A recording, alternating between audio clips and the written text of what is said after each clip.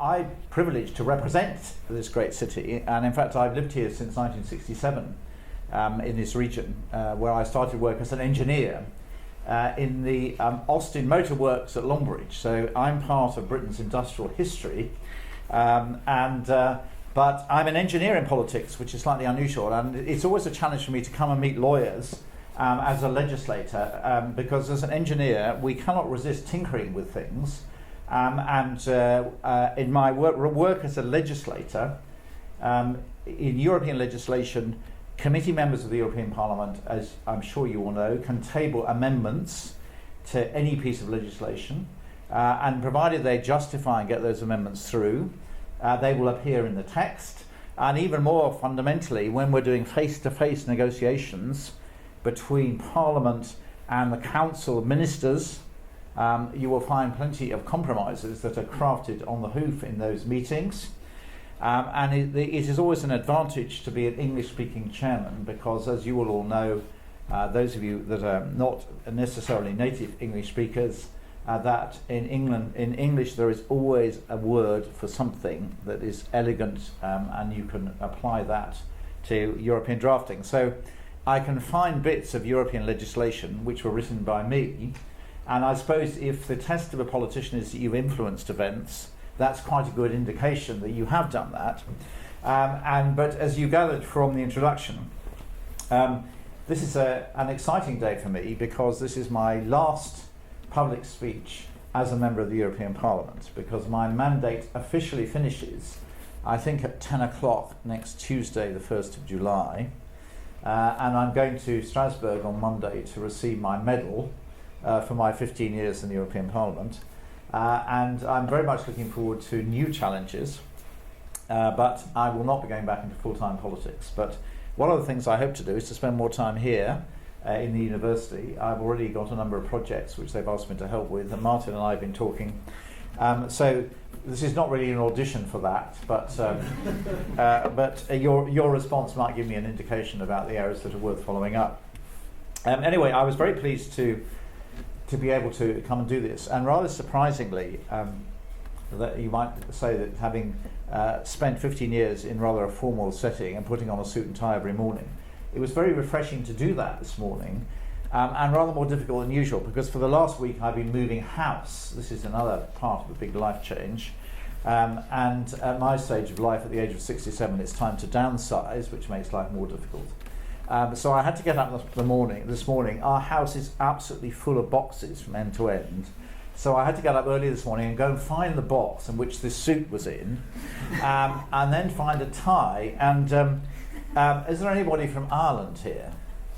Well, do you know what this is? Anybody recognise it from Ireland?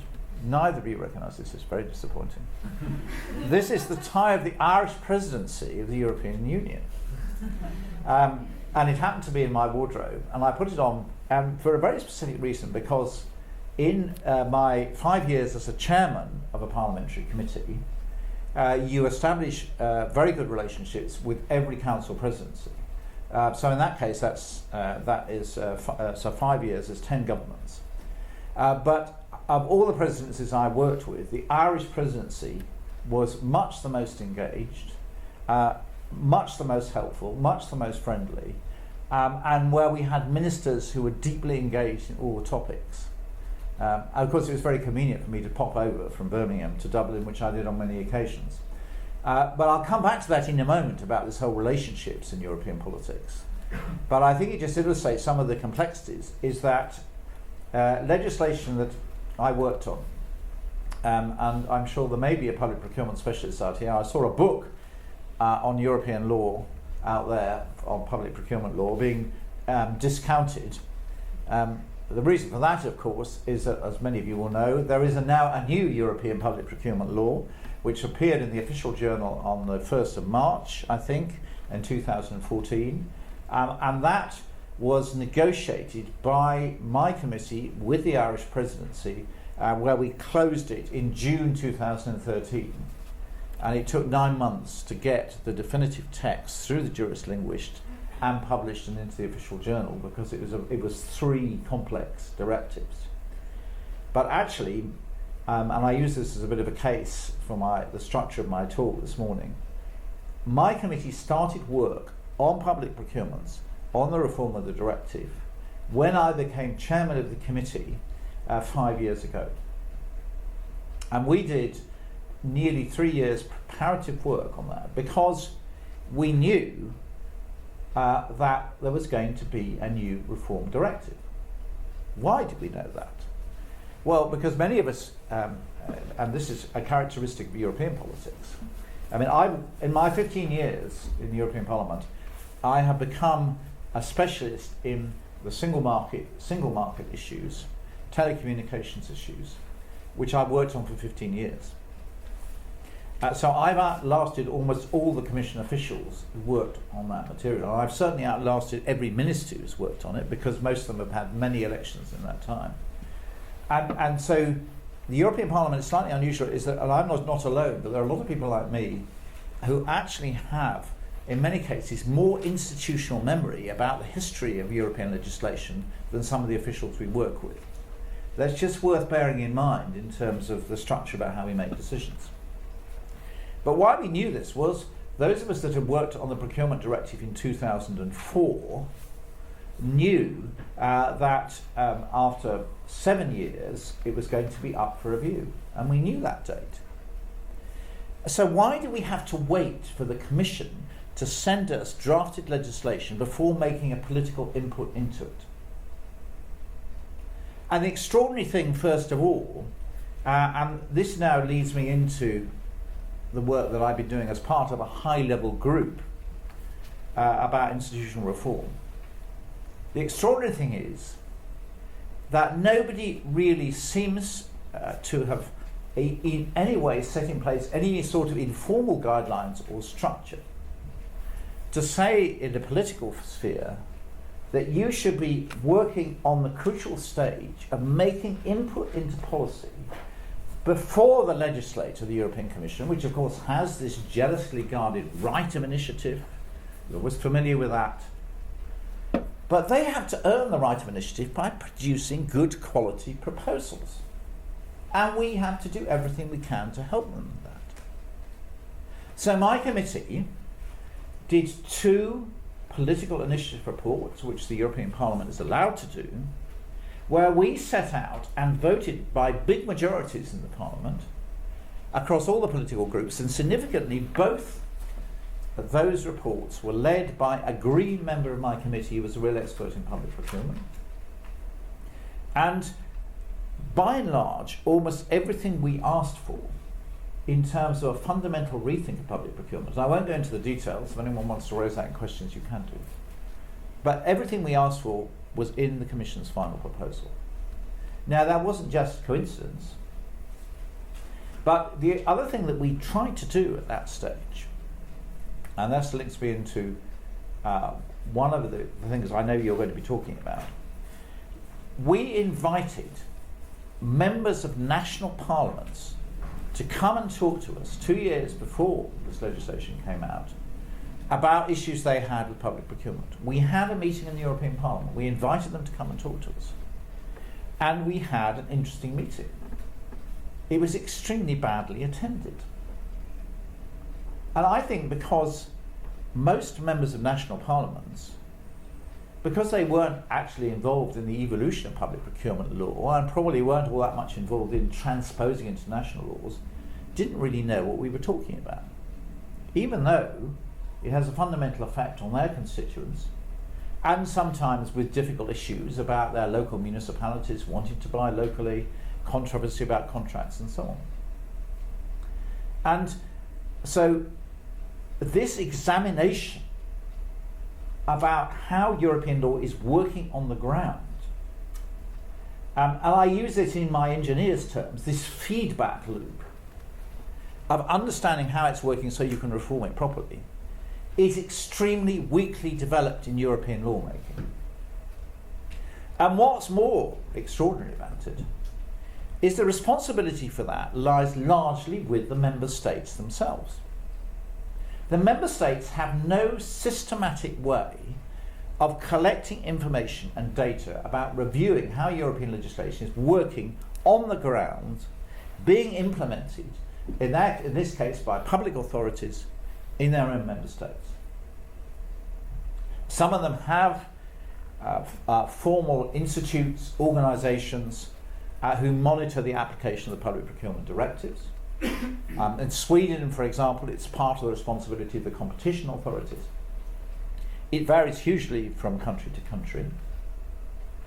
But you would have thought that if you were going to systematically review a fundamental piece of economic legislation, that the 28 member states would, at the same time as my committee in Parliament started to work on it, have been instituting a much more structured way of collecting data and information from 28 member states about how public procurement was working.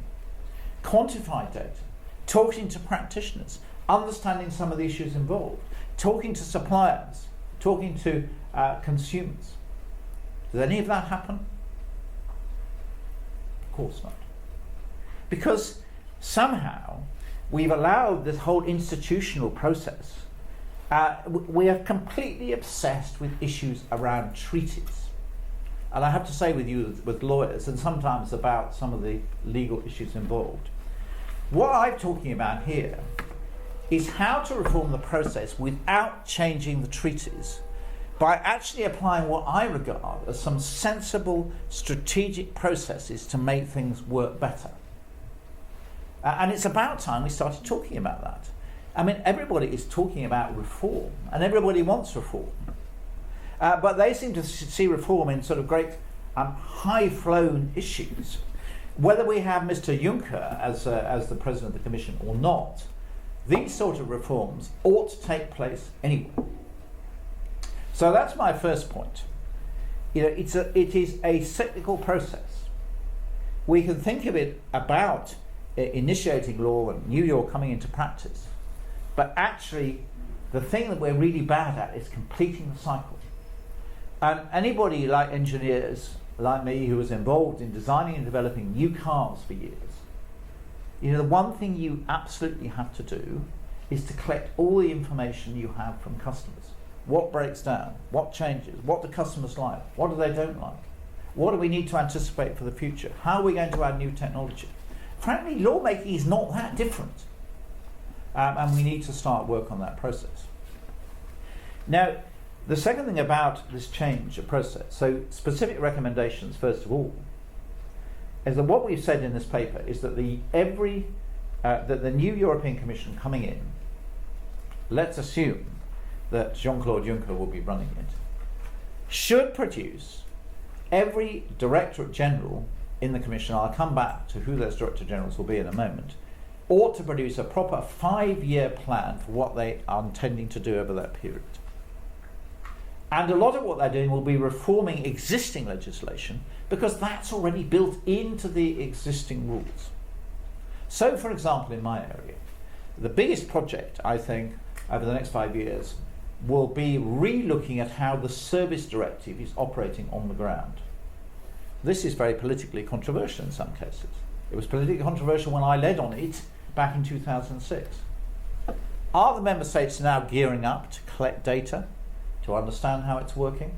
Well, in some ways they're doing better with that, because the Services Directive had a built-in peer review mechanism already for member state officials to meet and start to exchange information. Why haven't we got that for every piece of legislation? Why does it need to have a specific provision when it's applied common sense anyway? So, a 5-year plan from the Commission. The second thing is that the Commission is completely dysfunctional now. You cannot have a bureaucratic and administrative institution with 28 people running specific activities and all reporting to one person. It does not work. And these days, so many projects require more than one commissioner. The activities are more than one commissioner. And indeed, if you look at the single market, and in my committee, which is the Internal Market and Consumer Protection Committee, and I think those are a very powerful range of activities to bring together. because if consumers don't have confidence in accessing the single market, in going online cross-border and buying things, we won't get a single market working. And that counterpart has been very powerful, and I think over the last 5 years my committee has built it up very extensively. But my committee deals with the following commissioners. The Commissioner for the Single Market and Services, but he doesn't actually do, Michel Barnier hasn't done, the single market for goods, which is the responsibility of DG Enterprise. And DG Enterprise is also crucially responsible for a lot of the technical legislation that we deal with in things like cars and radio equipment, pharmaceuticals, those sort of things. Then, of course, we have consumers, and now we have the most bizarre setup for consumers. We have a Commissioner for Health, we have a Commissioner for Consumers from Croatia who came in late, so the portfolio was split.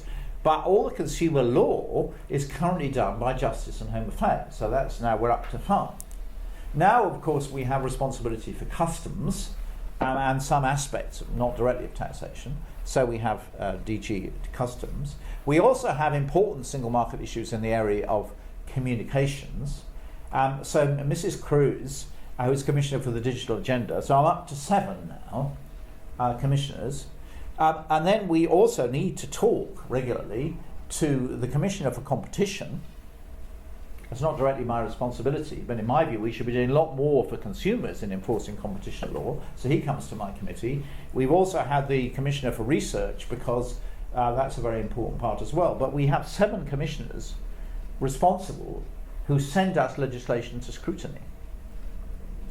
Now, I mean, this is not workable. And so a very specific recommendation here is that we have to rethink the organisation of the Commission.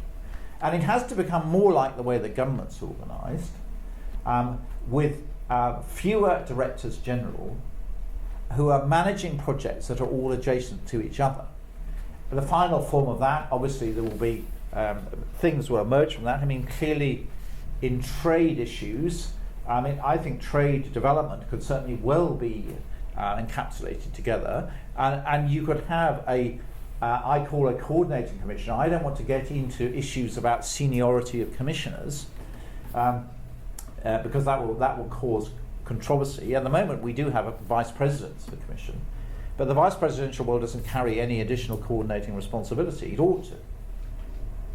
I mean, I would change after 2.5 years, so that good coordinating commissioners will get the chance to come in. It shouldn't be done on the basis of important and prestigious governments getting the best jobs. It should be who's going to do the best job.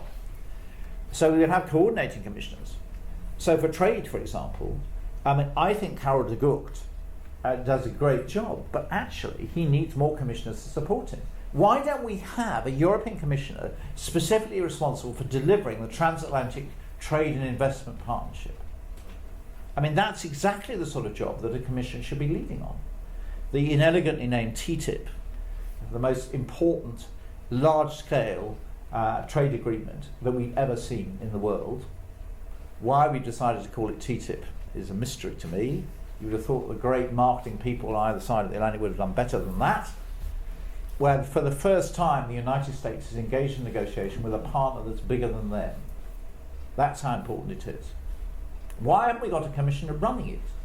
I mean, any sort of normal commercial organisation, if a project of that size and importance came to the board, you would appoint your best person to run it. Why do we not think in terms of logical common sense when it comes to organising the commission? So I would have a trade one, I would have one that deals with issues around what I call broadly competitiveness, clearly single market, research, digital economy, and I would put consumers in there for the reasons I set out, that may be more controversial. You could cluster together more environmental and health ones, and obviously foreign affairs, essentially you already have a format of that, but at the moment the High Representative for Foreign Affairs and Vice President of the Commissioner, and that is one job where actually there is a very specific allocation of jobs to a Vice President. I mean, she is desperately underrepresented at Commission level, because Cathy Ashton has to travel all over the world and be part of the College of Commissioners. It's impossible to do both those jobs, however you're heroic and however many private jets you have. So Why don't we formalise that and say that the High Representative should have supporting commissioners taking a role around the table? These are the things that we need to work on. And I think that there is a groundswell moving towards this reform of the Commissioner. Hopefully it's in Mr Juncker's in tray. I know that the governments have been reading this with great interest. The French government is very keen on this. The British government is keen on this. The Swedish government, as far as I know, is keen on this. And within the Commission, there are many Directors General who are keen on this and will tell you in the Commission that this needs to be changed. So who will argue for the change? Well, this, I think, leads back to the other dysfunctionalities in the system at the moment. The European Council, now an institution in its own right, with its staff. The European Council, I hope, because I've talked to Mr Van Rompuy and his staff about some of these things, is assembling their ideas at a prime ministerial level about what they want to do about reforming the organisation of the Commission. And whether it's Mr Juncker or not, the Council should be putting that on his in tray. Why not? That's their job. And one of the problems we have, I think, and this is identified in here, is we've set up this wonderful European Council, which is supposed to give strategic direction to the European Union. Well, is it giving strategic direction? You look at the agenda and the results of the Council meetings. The Council spends most of its time firefighting on foreign affairs activities. You look at the communiques that come out of it. They occasionally agree that some great subject is important. They had a discussion around the digital single market. They had a discussion around the Services Directive. We read their conclusions. And most of you will know that the detailed conclusions are all written in advance anyway by the Sherpas who go to the European Council. I mean, we see all this because we see it. We can get copies of anything we want to beforehand. But is there any connection between what our prime ministers agree in terms of operating in the European Union, operational conclusions, and anything actually happening? If they pull this lever that says digital single market, what is it connected to? What is it connected to? Nothing. At the moment, and we have a very good unit in the European Parliament, which you should keep in touch with, by the way. We've set up a new impact assessment unit, which is also working on things like post-implementation assessment and other things. My very talented staffer who ran my political office has gone to work for them. So I hope he's inculcated with zeal and enthusiasm for doing this really well. I'm sure he is. We're going to actually, it'll be published shortly, actually auditing what has been in the European Council minutes and what has actually happened on the ground. There's no connection. Because actually the biggest unreformed institutions within the European sphere are the responsibility of the member states themselves. The Council of Ministers, who we administrate with, has no strategic memory whatsoever. So I come back to my public procurement case. The Council of Ministers didn't get involved in detail in public procurement or engage with us until the Commission published the legislation. When they got all their great experts together, a working group on public procurement, and they started going through the text line by line. Where was the early contribution? Why wasn't the European Council talking about what it wanted from public procurement? After all, this is a fundamental piece of economic legislation affecting jobs and businesses. Why wasn't it talking about it 2 years before? Why weren't they collecting this information? The Council of Ministers has no strategic memory. They're just crawling into the area of doing impact assessments. But the Council of Ministers never talks about reforming its own institutions. It seems to have an entire life of its own. And the problem is that the Prime Ministers may talk big, but when it comes down to their ministers or foreign ministers, it's still back to business as usual. I had lunch the other week with a very senior official in the Council, off the record. And he said to me, one of the biggest things we managed to do in the Competitive Council is actually to get the ministers to sit next to each other round a central table. Because historically, when ministers went to council meetings, they always had their senior advisor, the deputy permanent representative, sitting next to them. So there was always one in between, which meant, of course, they can never talk to each other. And of course, the official next to them from another country didn't really want to talk to the minister from another country, but of course, what he said was off the record and not cleared by his minister. So they made what you may regard as an entirely logical move, and it seems to me entirely sensible if you're going to get people to work together as a team, to get them into an inner circle sitting next to each other, with their advisors sitting around behind them. It took 18 months to agree that. And this is the problem we have. Now, none of this is anything to do with treaties. It's all about running things properly, if you think about it. Now, I've talked a lot about the initiation phase, because if you don't get the initiation right, you don't get decent outcomes. But I think one other thing that we can address with these, and I'm not sure how I'm doing on time, because I sometimes get a bit... I'm all right tonight. 5 more minutes. Is the biggest problem, the other big problem we have, is engaging national parliaments. The problem that members of the European Parliament have, is that we're not, in many cases, and particularly in the United Kingdom, we are not regarded as serious politicians. That's not true everywhere. There are 2 prime ministers now who I've served with in the European Parliament. As you know, one is about to become European Commissioner, Mr. Dombrovskis from Latvia, who used to sit in front of me when I was a member of the European People's Party and European Democrat group. And Mr. Samaras was a colleague in the European Parliament. Mr. Stubb, who is tipped to become a future Prime Minister of Finland, was a member of my committee, very good friend of mine. Just for a matter of interest, his wife comes from Solihull. His parents live around the corner. Her parents live around the corner from where I used to be. So, you know, you build up all these networks of politicians, but there are ministers everywhere. But members of Parliament are still seen as being having far more democratic legitimacy and profile than members of the European Parliament. There are more of them, they're local representatives, they deal with issues that matter to people day to day. We don't have in the UK in particular, we have very bad connections with the House of Commons, very good connections with the House of Lords.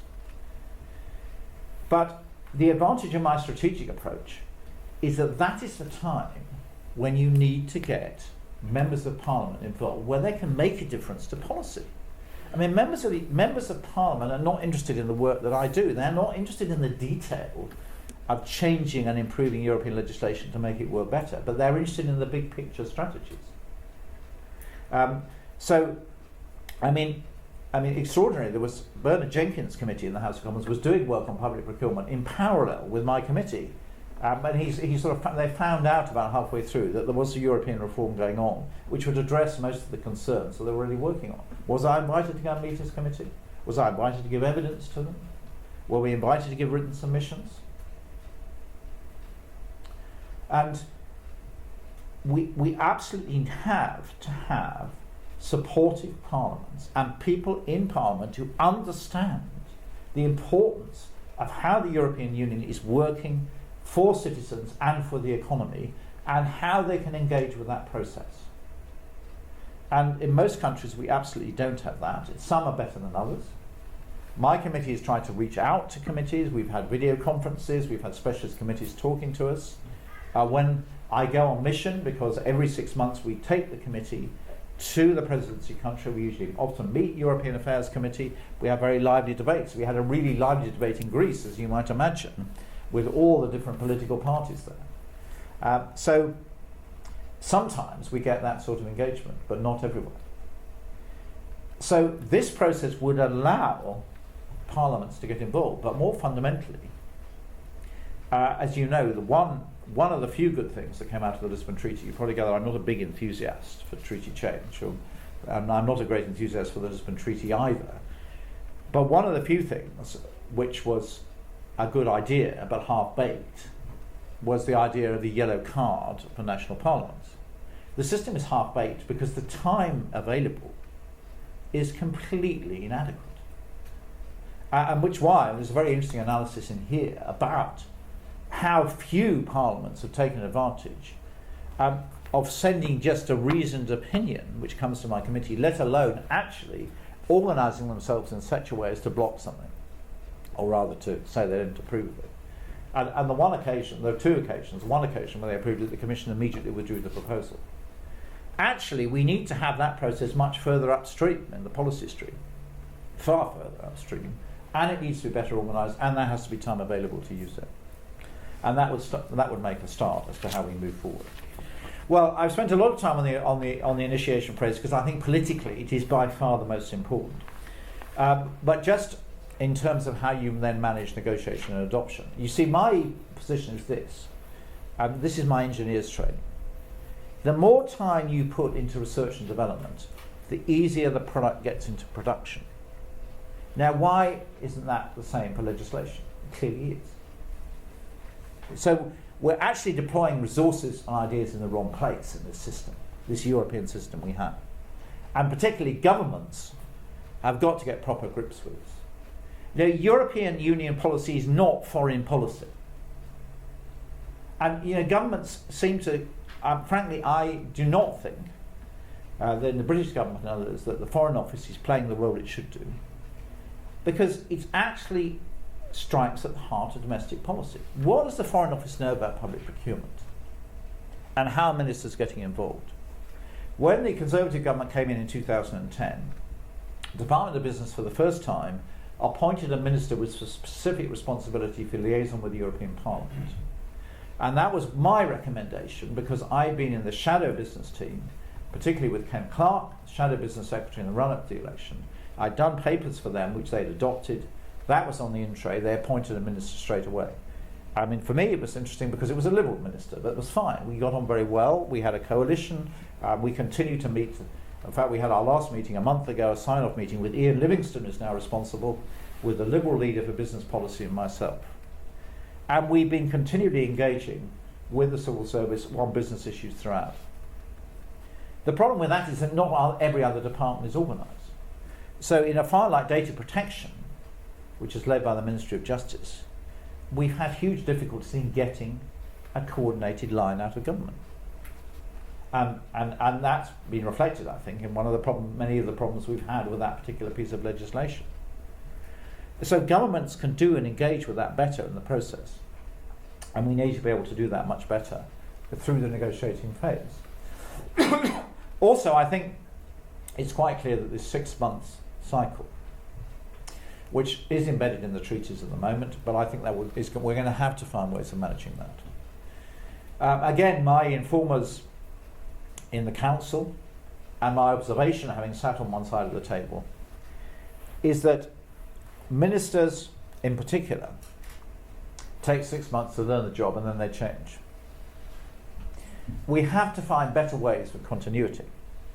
Coming back to my strategic planning, what I would do in a big dossier, and I keep coming back to public procurement because it's a good one to use, is that I would have got together the senior people in Brussels representing member states with their specialists in public procurement at the 2-year point and said, look, we're all going to be working on this together, so let's start to coordinate policy.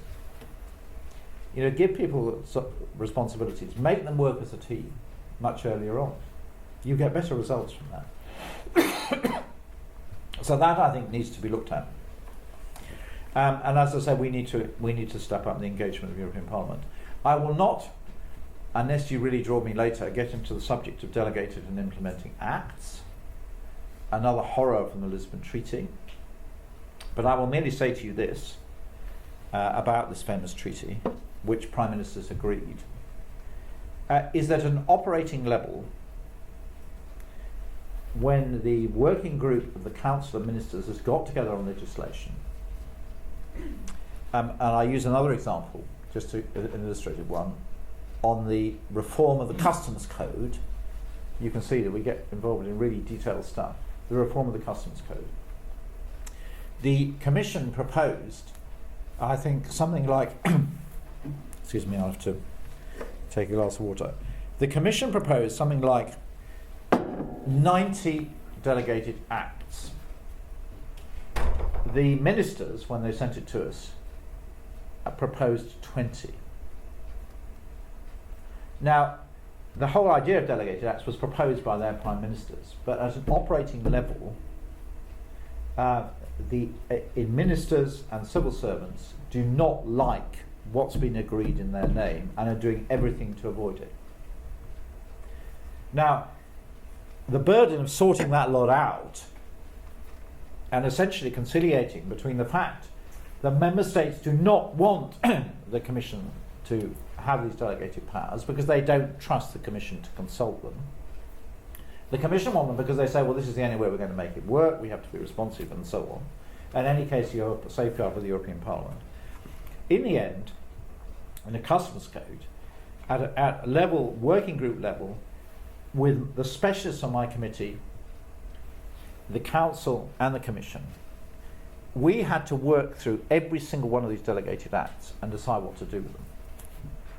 In some cases, we split them. We wrote some elements into the basic law and some elements into implementing acts. In some cases, we kept delegating acts. It was a huge task. Now, why is my committee dealing with this detailed work when we have this fundamental disagreement to begin with? And it's because this famous council of ministers just works in isolation from everybody else. The lack of coordination in many cases is quite extraordinary. But who advised the Foreign Office, or whoever was handling the negotiations on the Lisbon Treaty, to agree delegated and implementing acts in the first place, when it's clear that at an operating level of ministers they don't want it? And this again is part of the dysfunctionalities that we've had. So, in conclusion, it's been a real pleasure, and I regard this as being a bit of a sort of farewell diatribe. I'm sorry if it's come across like that. But just to say to you, I've absolutely enjoyed my time in the European Parliament. It's been a fantastic experience. It is an extraordinary political institution, working with elected politicians, now from 28 countries. When I started, it was before enlargement. I worked through enlargement. All these extraordinary, capable, and interesting people from post-communist states coming in and wanting to contribute. An amazing achievement of the European Union that's been completely undersold. And now we have discussions about slowing down enlargement because, in my view, of entirely hysterical reaction about free movement of people within the European Union, which in my view is absolutely indispensable to its future. And we need to be talking more about the excitement, the importance.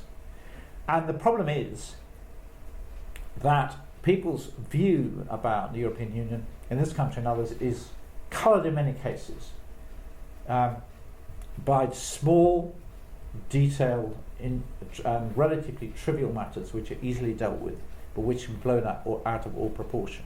We have completely lost the big picture. And whether the discussion around the President of the Commission might actually get people to realise this job is important will be interesting. But as I've said, there are huge opportunities on the table to fundamentally change and improve the way that Europe works, which is really what we're talking about in terms of reform, simply by changing the way we do things. And the biggest opportunity for reform is not actually in appointing the President of the Commission. It's making the European Council work properly and accept its responsibilities for all the intergovernmental organisation of the Council of Ministers and making it work better.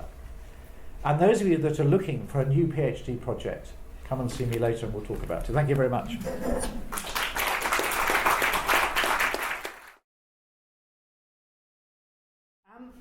There's a bit of a dilemma I'm in now, and that is, I'm afraid I was hoping to disagree with more of what you're saying.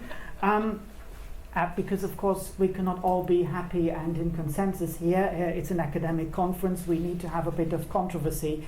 So take this as trying to provoke you a bit more. I think reform in the future, either through a new treaty, a reformed treaty, or within the existing treaty, I think it's a very important theme that we have to try to reform the EU within the existing treaty framework. Has to happen on the basis of what I call the magic triangle. And at the and I'm trying to get that triangle into a balance, like a mobile. Do you understand my metaphor?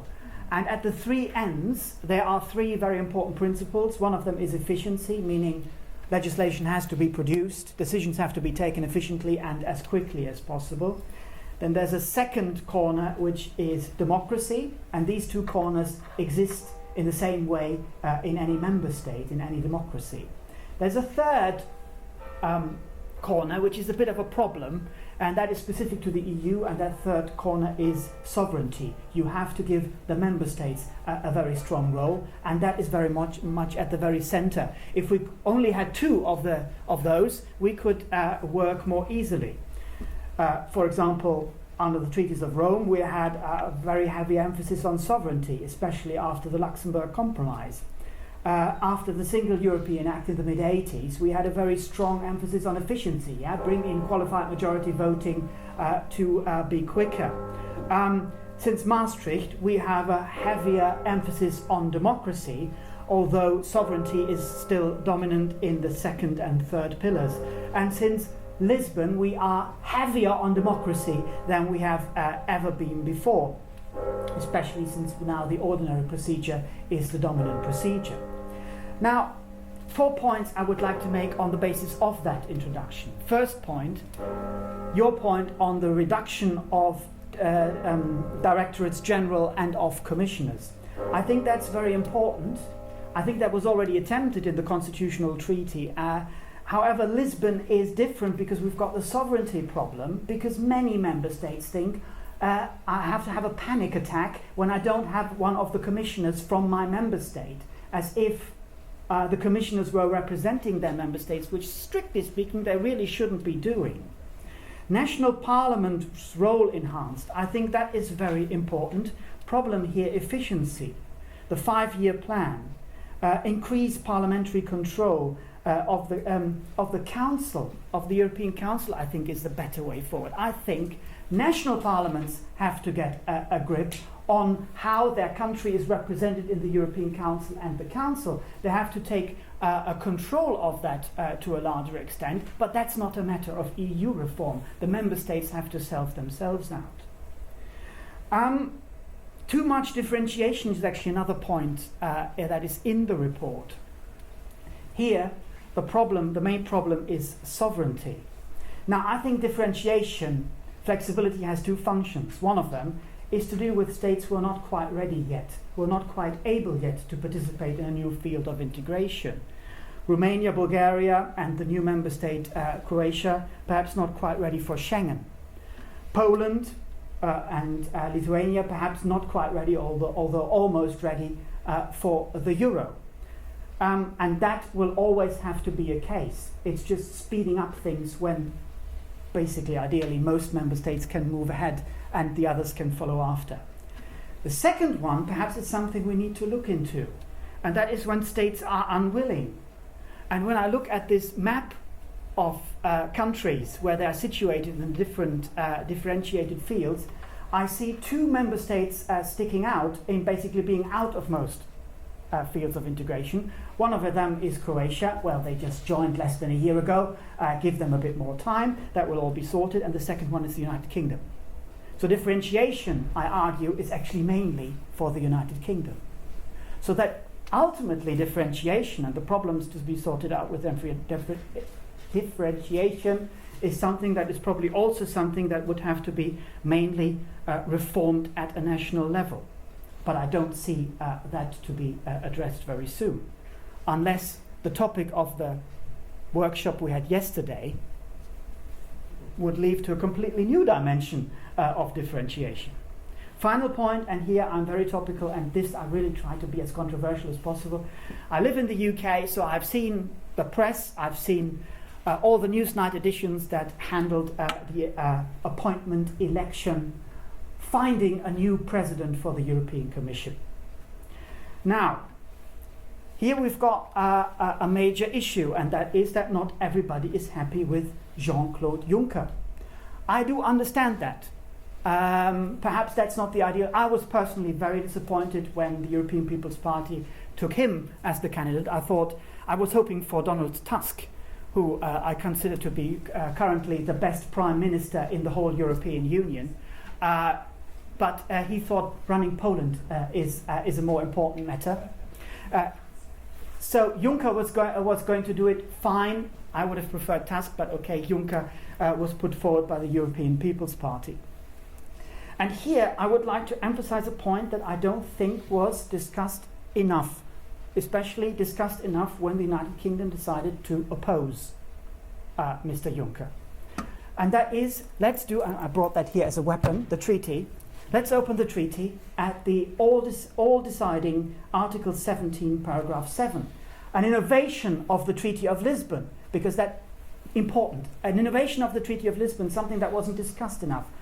When I hear the discussion here, I sometimes think we're discussing on the basis of the Treaty of Nice, where the European Council or the heads of state of government were appointing a president of the Commission. What do we have in Article 17? Taking into account the elections of the European Parliament and after having held the appropriate consultations, the European Council, acting by a qualified majority, also very important today in Ypres, other side of the channel, shall propose to the European Parliament a candidate for President of the Commission. How do you find such a candidate? Well, you could get the candidate of that part of the Parliament who got an absolute majority. Doesn't exist and won't exist for a very long time. And then you could go for a British kind of first past the post system. So you just take the one with the largest parliamentary group behind it, and that is Mr. Jean-Claude Juncker. And here comes the most important sentence of all. This candidate shall be elected by the European Parliament by a majority of its component members. What does the European Parliament say who they would actually elect if there would be a proposal from the European Council, which will come probably today, and they have said EPP, of course, everything else would be a bit silly, Social Democrats, second biggest group, ALDE, which is not a discounter but is actually the Liberals, and finally the Greens have said we will vote for Mr. Juncker. So that would be the candidate that is elected. So I think ultimately that he's probably the only alternative, taking into account the elections. And we haven't seen that in this country because, of course, Juncker was not the candidate of the Conservatives, because the Conservatives are no longer in the European People's Party. So he is not the candidate of any party that was running elections in the UK, and that is a problem, but not really something which he is responsible for. And we were actually, I've seen that Eurovision, normally delivering the song contest, also delivered actually a debate. Okay, it's on Euronews. It's not the most sexy TV channel, not many people are watching it. A multilingual debate was shown there, also with Mr. Guy Verhofstadt for the Liberals and the Green candidate. And on German television you could see, because Juncker speaks fluent German, and the other candidate, the Social Democrat, was a German, were actually having a debate in German as well. So it was basically running almost like a normal national election. And I think that is a very good.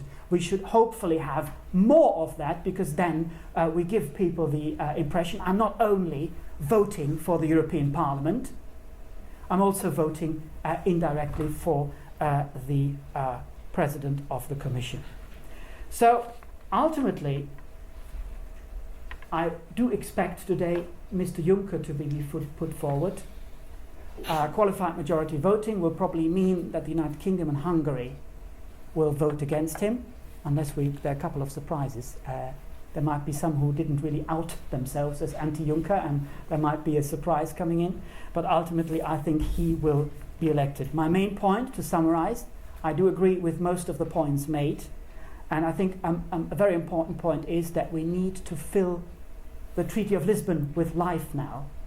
And I think that should include Article 17, paragraph 7. Thank you very much.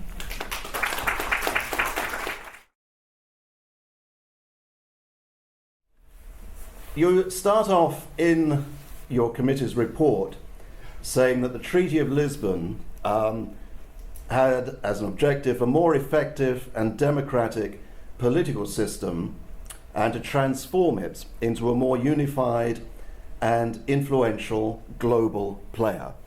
And I think those are admirable sentiments and admirable objectives. In a way, though, I'm reminded of the old joke about getting to a certain destination. Well, if I wanted to get there, I wouldn't start from here. But we are here, and we have to make the most of it. Can I just point out a few things that are in the committee report, one of which you didn't actually have time to refer to? And these, I think, are pressing issues in our future. First of all, the democratic legitimacy in non-EU reforms, which your committee made quite a lot of.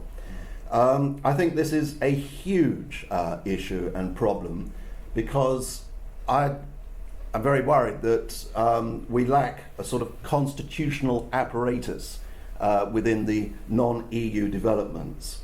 And I was worried by the Pringle decision, for reasons I understand legally, when they said that the Charter of Fundamental Rights doesn't apply to the new frameworks because it's outside EU competence. And the court did not address the invitation of speaking about the general principles of human rights.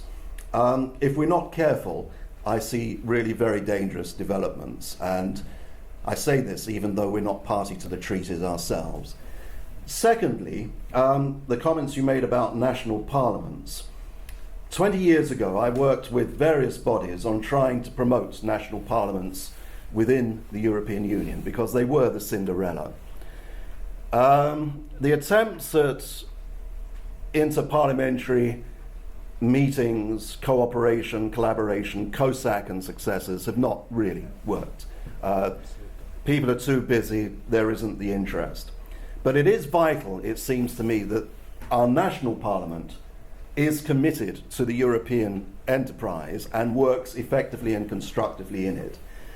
Speaking from a British perspective, you mentioned the House of Lords Committee. It does produce excellent reports, but they're not a scrutiny committee as such. They are reports on single topics. A recent one was on national parliaments earlier this year, and it really does repay a re-examination. But while the Lords Committee is excellent, the Commons Scrutiny Committee, we had a chat before the meeting, and I was under the impression that it did, apart from its odd and strange divergences, it did a pretty competent job, but Malcolm suggests it doesn't. It is not very good at scrutiny and linking in with the legislative programme within the Union. But that committee did spend a lot of its time recently on a report on the Charter of Fundamental Rights, and it was the element of extremist versions in this country of which, quite frankly, I'm often ashamed. It had nothing good whatsoever to say about the Charter of Fundamental Rights. Why are we a party to it? We want to get rid of it as soon as possible. Somebody bring them back to reality, please. There are some excellent reports also from other committees in the Commons, including the Foreign Affairs Committee's report on the future of the European Union last year, which is an excellent constructive report asking the government to think carefully about what it does and how it progresses, bearing in mind that the committee says the government is of the view that we are going to stay in the European Union. If so, act sensibly. It's a good corrective measure. Also, the House of Lords Committee on the Justice and Home Affairs was an excellent report saying, again, for God's sake, think seriously about the implications of not opting in to essential European criminal justice matters. The last point is something that it's mentioned, but it doesn't come through the report in any detail. And I would add to your principles of democratic legitimacy, efficiency and flexibility, transparency. Under the Treaty of Lisbon, there is an article replacing the previous Article 255 on transparency, access to documents. 5 years later, we await the implementing regulation. I'm pleased to say that an English politician, Michael Cashman, was the champion of the Parliament's position in challenging the Commission, the Council, and you talk about the European Council. All of them, I think, have been obstructive and have acted in a non-transparent way too often. They say one thing, they do another. Cashman, of course, like yourself, has demitted office. He won't be sitting anymore, so I'll be interested to see who takes up that brief. But we desperately need, I think, a regulation that enhances transparency and access. And transparency is much bigger than access. Transparency, I stop now because you want your turn to shout. Transparency means making processes that are complex, explicable, and understandable to as many people as possible. I hope we get progress on that. But thank you very much for your speech. Very good. Thank you.